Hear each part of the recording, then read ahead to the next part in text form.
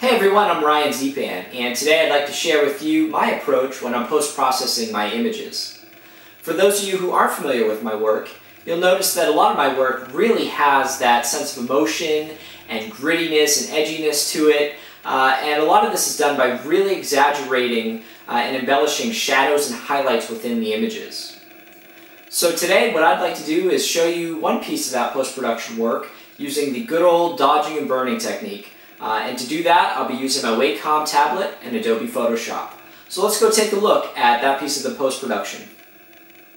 Alright, so we have our image all ready to go. The last step really is just the dodging and burning. And so what we're going to do is go over here to the tool palette area, and you're going to notice that we have two options, dodging and burning, that we're going to use today. The dodging is really going to give us the soft light, the highlight portion of it, and the burn tool is for our shadows. And because we have dodge already selected, let's go ahead and we'll start with that. We're going to go up here to layer, new layer. We'll go ahead and give it a name of highlights. For mode, this is very important. We're going to use soft light and make sure we check fill with soft light neutral 50% gray. We'll hit OK, and you'll see that it'll give us a new layer, and that 50% gray is right there. One of the key things that I like to do is make sure that when I am doing my dodging and burning, I'll actually use two separate layers, one for those highlights and one for those shadows, just so I can keep it straight in my mind in terms of when I am going ahead and painting this stuff on, that I can work in two different modes with it. The other thing to keep in mind is over here, make sure you have black and white selected, and the nice thing in Photoshop, if you just hit X, that'll switch between the two. Now I mentioned before I was using a Wacom tablet, and for me, that's been an integral part of my workflow and really making my process feel almost secondary to me in terms of it really feels like I'm just drawing, which was something that for me makes it feel like it's less of a digital piece and more of almost sketching for me. So one of the key things that I love using the new Intuos is the ability to actually zoom in and zoom out using the pinch, right? So here, if I just give it a little pinch, we'll zoom in a little bit. And that'll hone in right in where I'm going to start working. The other thing that I use all the time with the Intuos is the ability to change the brush sizes. And so if you hit that little button in the middle where your wheel is, you'll see that that'll scroll around and show you the different options. On brush size here, if we look up right up here and spin the wheel around, you'll notice that the brush size changes. And you can see it right on screen. That's going to be key for what we're going to do with this. So we're going to start right in. What I like to use as a guideline is actually some of the highlights that are already established in the image. And so I'll go ahead and I'll just start painting this on a little bit. And I don't know if you'll be able to see it on screen, but it does start to pull out the highlights. What I like to do, you see my exposure is at 30%. That's another key thing to keep in mind. You don't want to do it at 100. That's a little too harsh. If you do it at something like 30, you're really able to have a little more control over your image.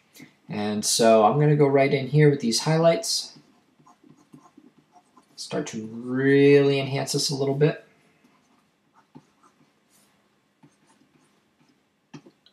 And you see that I'm pinching to zoom in, zoom out, also frequently changing the brush size.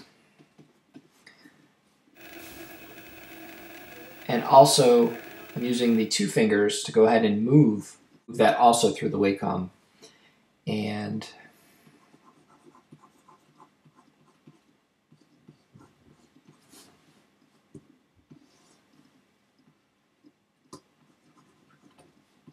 so you'll see, if I take this and I zoom off, you'll see just that little bit of definition in there starts to really give it that pop. And that's just working on the highlights. We haven't even touched the shadows at this point.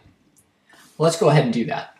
To do that, very easy. We go over here and we'll switch this over to the burn tool. We'll go back up to layer, new layer. We'll call this one shadow. And then for mode, this is going to be a little bit different than the other one. We're actually going to use overlay for these shadows. And again, make sure that this is checked to do the 50% neutral gray. We'll hit OK. That'll give us yet another new layer that is grayed out. Then what I'll do is, you notice I made sure that that went over to black. I'll go in and I'm going to bump this back down to about 30%. And now I'm going to go into where these shadows are and start painting this in. And you can see on screen, hopefully, that that really does start to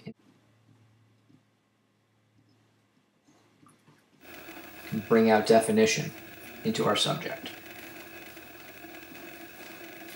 And again, similar to the highlights, what I like to do is just take a look at the image and figure out, well, where are the highlights? Where are the shadows? And use that as my guide to actually enhance painting this in.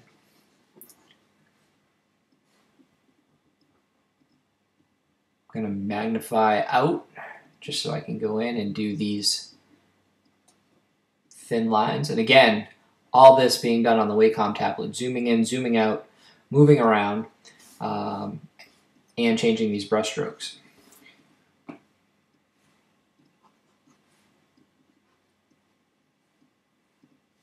So now, if we zoom back out a little bit, and again, if I take the shadow and toggle that off, you'll see, and the highlights, and if we take them both off,